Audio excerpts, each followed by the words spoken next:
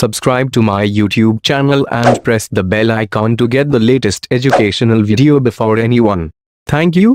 Hello बच्चों, आज हम करने वाले हैं आपका मैथ्स का सबसे पहला चैप्टर क्लास 12th का, क्योंकि 11th में तो आप लोगों की बच चुकी है बैंड। अब कुछ कर नहीं सकते, 11th हो चुकी है ख़त्म। जो पढ़ा है 11th में नहीं पढ़ा है कोई दिक्कत नहीं है। अब हम सबसे पहले चैप्टर से स्टार्ट कर दें, ढंग से पढ़ लेना, नहीं तो फिर 12th में भी वही हाल होने वाला है जो 11th में हुआ है।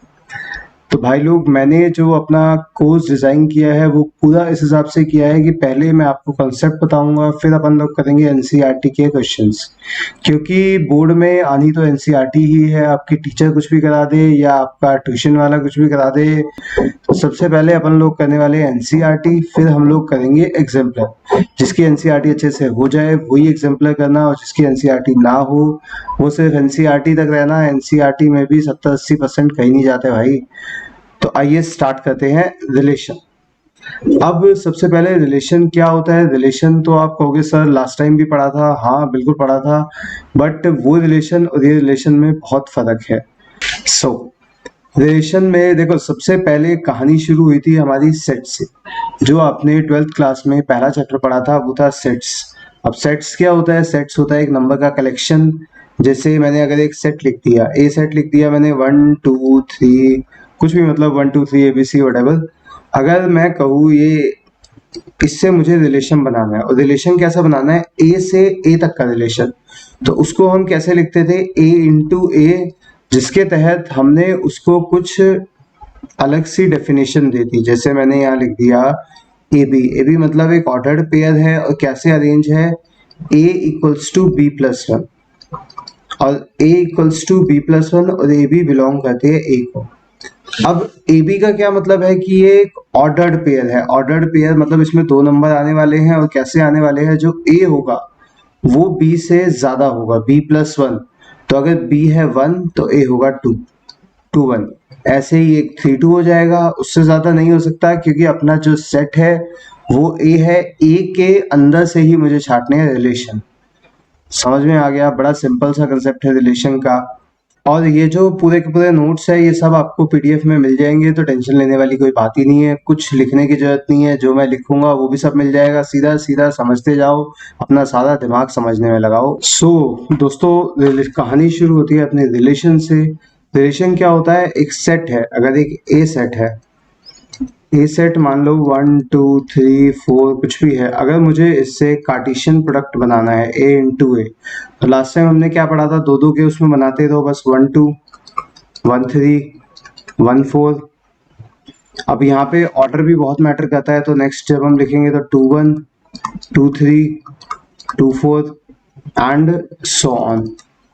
अब इसी कार्टेशियन प्रोडक्ट में से अगर मैं कुछ एलिमेंट जैसे मान लो ये वाला बाहर निकाल लूं, तो उसी को हम बोलेंगे रिलेशन। और उसको मुझे किसी तरह से डिफाइन करना पड़ेगा। जैसे मैं ऐसे लिख सकता हूँ, R is a relation of 2 elements A B, जहां पे जो बी होगा वो ए से एक ज्यादा होगा, और ए बी बिलोंग कर दे हमारे सेम सेट को एक। तो इसको बोलते हैं रिलेशन। इसीलिए क्या लिखा है? Relation R in a set is a subset of A into A. A into A में से कुछ एलिमेंट निकले तो वो हो गया उसका subset. Relation R is thus R is a relation in a set A, R is a subset of A into A. A B अगर आर को बिलोंग कर रहा है, जैसे हमारा 2 3 जो है, यहाँ पे आप देखोगे ये बिलोंग कर रहे हैं आर को।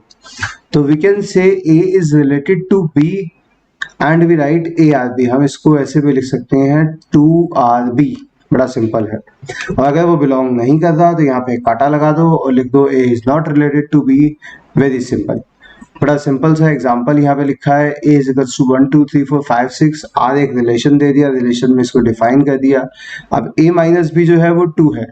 कोई भी 2 एलिमेंट लो, अगर उसका सब्ट्रैक्शन 2 आ रहा है जिसमें पहला एलिमेंट बड़ा होना चाहिए, जब भी पहले में से दूसरा माइनस करोगे तो 2 आएगा। तो ये इसमें ये सारे एलिमेंट आ गए।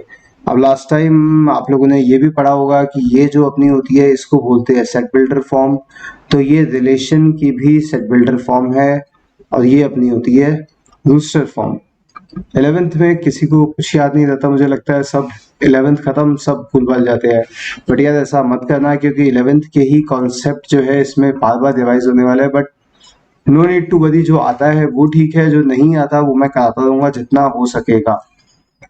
तो रिलेशन, अब ये तो मैंने ये बताया कि रिलेशन अगर एक ही सेट में डिफाइन करना है, तो अगर दो सेट है ए और बी, दो अलग अलग सेट है, नॉन एम्प्टी सेट है, तो जो एनी सबसेट आर, अब किसका सबसेट आ रहा है, ए इंटू बी का, उसको बोलेंगे relation set A to set B.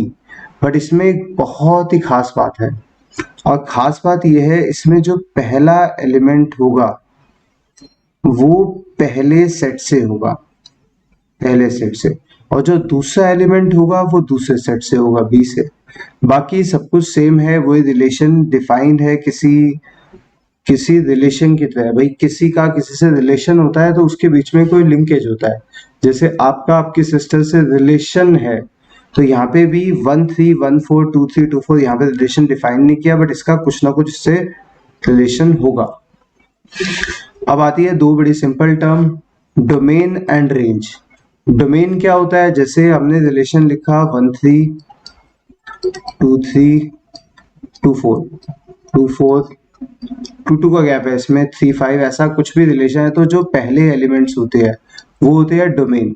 Last time आपने पढ़ा भी होगा, डोमेन होता है अपना इनपुट, जो हम इनपुट दे रहे हैं वो डोमेन है, और जो हमें इनपुट देके आउटपुट मिल रहा है that is called range. Yes, अगर मैं बात करूं सेकंड सेट की, मैंने बोला दो सेट होते हैं रिलेशन में, ए सेट और बी सेट, अगर दो अलग अलग उसमें डिफाइंड है तो ए सेट में जो एलिमेंट्स है वो सारे डोमेन होंगे, बी सेट में जो एलिमेंट्स है वो कोडोमेन होंगे। क्या बोला, जो बी सेट में एलिमेंट्स है वो कोडोमेन होंगे, और जो एलिमेंट ए सेट से बी सेट में कनेक्टेड है, जो ए में ए के साथ बी में कनेक्टेड, अब ऐसा तो नहीं है कि सेकंड के सारे एलिमेंट्स कनेक्ट होंगे, जितने कनेक्टेड होंगे वो होंगे सारे हमारी range. Don't need to worry, अभी मैं आपको पूरा ये जो है एक एग्जांपल के हिसाब से बताता हूँ। देखो एग्जांपल देखो, जैसे मान लो ए एक सेट है आपका, set of natural numbers, infinite set of natural numbers. B एक सेट है ऑल अल्फाबेट्स, जितने भी अल्फाबेट्स है, A B C D E F G H सब। अब ए और बी को आपस में कनेक्ट करा देते हैं। अब अगर आप देखोगे, मैं यहाँ पे ए बना दिया मैंने, ये यहाँ पे बी बना देते हैं, 1 2 3 4, इसकी तो कोई लिमिट ही नहीं है, ए बी सी डी ई। अब मैं कह रहा हूँ फर्स्ट से फर्स्ट कनेक्टेड है, सेकंड से सेकंड कनेक्टेड है, थर्ड से थर्ड, फोर्थ से फोर्थ, मतलब ऐसा कोई मैंने रिलेशन बना दिया। पहले मैंने दो सेट लिखे, अब इन सेट को जो मैं आपस में कनेक्ट कर दूं तो ये आर हो गया। अब आर को अगर मैं दूसरे फॉर्म में लिखूं तो क्या होगा, 1a 2b 3c 4d and so ऐसे चलता रहेगा। अब जो ये 1 2 3 4 है, ये अपना हो गया पूरा डोमेन या फिर इनपुट वैल्यूज। जब मैं 1 दूंगा तो वो मुझे ए रिटर्न करेगा। ये हो गया पूरा सेट, हो गया कोडोमेन। और जितने एलिमेंट्स मैंने, अगर मैं इस सेट को लिमिट कर देते हैं, चलो रिलेशन को लिमिट कर देते हैं यहां तक, तो जो ये ए बी सी डी है, ये जो मेरे आंसर्स है, ये हो गए मेरी रेंज। तो बेसिकली यहां से हम एक और चीज भी डिफाइन कर सकते हैं कि जो रेंज होगा वो कोडोमेन का सबसेट होगा। Very very important relation, range is a subset of codomain. Clear हो गया होगा, आई थिंक क्लियर हो गया होगा, नहीं हुआ तो एक बार दोबारा देख लो वीडियो, फिर हो जाएगा। नेक्स्ट आता है हमारे टाइप्स ऑफ रिलेशन। अब हमारे पास यहाँ पे मेन चीज यही है, अब तक तो जो मैंने आपको बताया वो सारा आपका 11th का था। इसमें क्या आता है, एम्प्टी रिलेशन। एम्प्टी रिलेशन क्या होता है, जो एक रिलेशन तो है बट उसके अंदर कोई भी दो एलिमेंट्स फिट ही नहीं होते। ओके, जैसे ए सेट है 1 2 3 4 5, आर एक रिलेशन लिया a minus B equals to 6। अब आप इसमें से 2 माइनस 1 कर लो, 3 माइनस 1 कर लो, 4 माइनस 1 कर लो, 5 माइनस 1 कर लो, 6 तो आ ही नहीं सकता। अगर 6 नहीं आ सकता तो ये हमारा हो गया भैया एम्प्टी रिलेशन। Null set. जिसको 11th का आता है वो डायरेक्ट वीडियो को यहाँ से भी स्टार्ट कर सकता था। नेक्स्ट आता है हमारा यूनिवर्सल रिलेशन। यूनिवर्सल रिलेशन क्या होता है? जिसके अंदर जो रिलेशन पूरे के पूरे कार्टेशियन प्रोडक्ट को ही कंटेन करता है। If each element of A is related to every element of A, हर एलिमेंट ए का ए से रिलेटेड है। जैसे ए मैंने लिखा 1 2 3, अगर मुझे इसका कार्टेशियन प्रोडक्ट लिखना हो तो क्या लिखूंगा? 1 1 2 2 3 3, ये सारे जितने भी एलिमेंट्स हैं सब इसके कार्टेशियन प्रोडक्ट है। और यही रिलेशन अगर एक सिंगल सेट की बात करी जाए ए, तो उसका जो कार्टेशियन प्रोडक्ट होता है अगर वो इक्वल है रिलेशन के, क्या बोला मैंने? अगर कार्टेशियन प्रोडक्ट रिलेशन के इक्वल है तो that is called universal relation. तो भाई लोग ये दोनों आपको क्लियर हो गए होंगे। एनसीईआरटी में सबसे पहले यही दिए हुए हैं, एम्प्टी रिलेशन, यूनिवर्सल रिलेशन। दोनों को कभी कभी हम लोग बोलते हैं ट्राइवियल रिलेशन। ये भी आपने 11th क्लास में पढ़ा होगा जिसने थोड़ा ज्यादा पढ़ाई करी है, अदरवाइज तो इतना नहीं आता। अब आते हैं हमारी मेन चीज जो 12th की है, वो है 3 टाइप के relation, reflexive, symmetric and transitive. Very very important.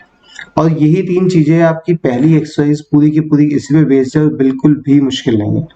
तो पहला आता है रिफ्लेक्सिव।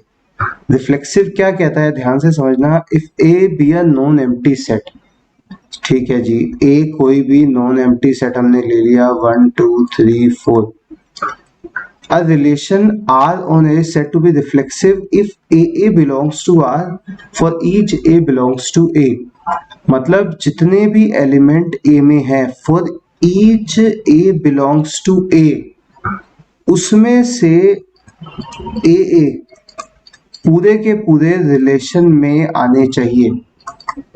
ये सब रिलेशन में आने चाहिए तो आपका रिलेशन जो है रिफ्लेक्सिव हो जाएगा। अब कई बार मन में क्या आ रहा है कि भाई ये कैसे हो सकता है, मतलब इसमें सेम एलिमेंट को कैसे, ऐसा कैसा रिलेशन बनेगा? तो रिलेशन ऐसा बन सकता है कि A B, A equals to B and A B belongs to A. तो अगर इस रिलेशन के यही होंगे हमारे कार्टेशियन सारे, तो ये पूरा का पूरा रिफ्लेक्सिव होगा। रिफ्लेक्सिव ये मैंने सिंपल आपको सेट से बताया, बाकी लैंग्वेज के हिसाब से भी बहुत सारे रिफ्लेक्सिव होते हैं। जैसे ये देखो, मैं एक एग्जांपल बताता हूँ रिफ्लेक्सिव का, आपको दिखाओगे। मान लो L1 is parallel to T1 is congruent to T2, ये वाला रिलेशन देखो, कॉन्ग्रुएंट टू T2। अब एक ट्रायंगल अपने खुद के भी कॉन्ग्रुएंट होता है, तो ये रिफ्लेक्सिव हो गया। रिफ्लेक्सिव का मतलब खुद से रिश्ता बना लेना, मतलब जो रिश्ता, जो रिलेशन उसने दे रखा है वो उस एलिमेंट का खुद से भी वही रिश्ता होना चाहिए, तो उसका मतलब हो गया रिफ्लेक्सिव। इसका लिखने का तरीका थोड़ा सा अटपटा है, समझ में तो इजीली आ जाता है, वो भी मैं आपको बताऊंगा जब मैं सीधा सीधा आपको क्वेश्चन कराऊंगा। नेक्स्ट आता है हमारा सिमेट्रिक। अब सिमेट्रिक क्या कहता है? सिमेट्रिक में 2 चीजें हैं, इफ एंड देन। ये 2 चीज पे गौर करना है, इफ एंड देन। अब ये क्या कहता है? If A B belongs to R, मतलब अगर कोई 1 2 रिलेशन को बिलोंग कर रहा है, हम यही सेट का एग्जांपल ले लेते हैं, देन 2 1 भी करना चाहिए। मतलब रिलेशन बायलेटरल होना चाहिए। ये कह रहा है मैं तेरा दोस्त हूं तो तू भी मेरा दोस्त बन, अकेले अकेले काम नहीं चलेगा। भाई अगर ए बी बिलोंग कर रहा है आर को, तो बी ए भी बिलोंग करे आर को।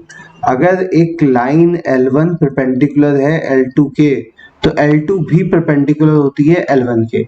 इसको बोलते हैं सिमेट्रिक रिलेशन। बहुत इजी है। तो इफ देन की कंडीशन याद रखना, if 1 2 belongs to R then 2 1 also belongs to R. If L1 is perpendicular to L2 then L2 is perpendicular to L1। इसका सबका लिखने का तरीका मैं आपको बताऊंगा, don't need to worry at all. Last आता है आपका ट्रांजिटिव रिलेशन। अब ट्रांजिटिव रिलेशन क्या होता है? ट्रांजिटिव रिलेशन कहता है अगर ए बी आर को बिलोंग कर रहा है, ए बी आर को बिलोंग कर रहा है, यहाँ पे लिख लेते हैं,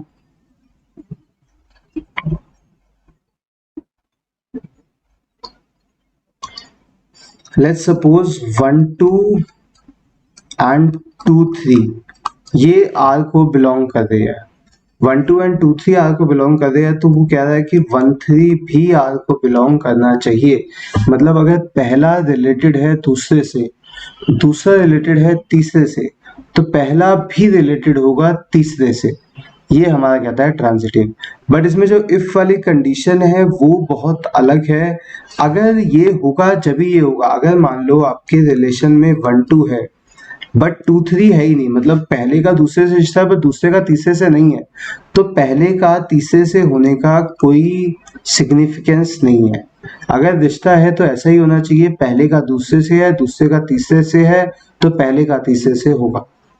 जैसे अगर परपेंडिकुलर का एग्जांपल लूं, L1 is perpendicular to L2 and if L2 is perpendicular to L3, क्या L1 परपेंडिकुलर होगा L3 के? नो, क्योंकि L1 तो पैरेलल होगा L3 के, तो यहाँ पे परपेंडिकुलर वाला रिलेशन जो है वो ट्रांजिटिव नहीं होता। रिलेशंस हमारे सेट में भी बनते हैं एंड रिलेशंस हमारे नॉर्मल भी बनते हैं। जो रिलेशन रिफ्लेक्सिव, सिमेट्रिक, ट्रांजिटिव तीनों को सेटिस्फाई करता है, तीनों में फिट होता है, तो उसको बोलते हैं इक्विवेलेंस रिलेशन। तो ये था आपका बड़ा सिंपल सा कॉन्सेप्ट। अब कॉन्सेप्ट के बाद हम करने वाले हैं एक्सरसाइज। एक्सरसाइज आपकी जो एनसीईआरटी की है वही मैं डाली। इक्विवेलेंस क्लास का भी एक कॉन्सेप्ट है, वो मैं आपको साथ साथ कराऊंगा कुछ एग्जांपल्स करा के। तो आइए स्टार्ट करते हैं पहले एग्जांपल से।